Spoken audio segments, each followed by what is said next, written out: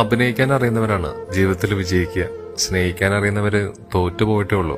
ഈ വീഡിയോ മനുഷ്യരായ നമുക്കൊരു പാഠമാണ്. ഈ 3 പക്ഷികളെ മനുഷ്യരോട് നമുക്കൊന്ന് തുല്യരാക്കി നോക്കാം. ആദ്യം ഒരാൾ വന്നു. അദ്ദേഹം ചുറ്റിനും ഒന്ന് നോക്കിപ്പോയി. ശ്വാസം കിട്ടാതെ പിടയുന്ന അതിന്റെ വേദന ഇയാൾക്കറിയുമോ ആവോ. രണ്ടാമതൊരു മനുഷ്യൻ വന്നു.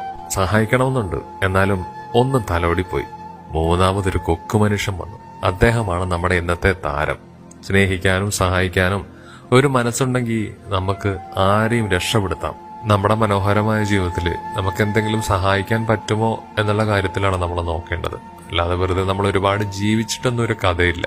ഏതെങ്കിലും ഒരു മനുഷ്യനെങ്കിലും ദുരിതത്തിൽ നിന്നും അല്ലെങ്കിൽ സങ്കടങ്ങളിൽ നിന്നും ഒക്കെ അവനെ വിജയിപ്പിക്കുകയാണെങ്കിൽ അതായിരിക്കും ഏറ്റവും വലിയൊരു സമ്പത്തെന്ന് പറയുന്നത്. അല്ലാതെ ഒരുപാട് ഉണ്ടാക്കിയിട്ടൊന്നും ഒരു കാര്യമില്ല.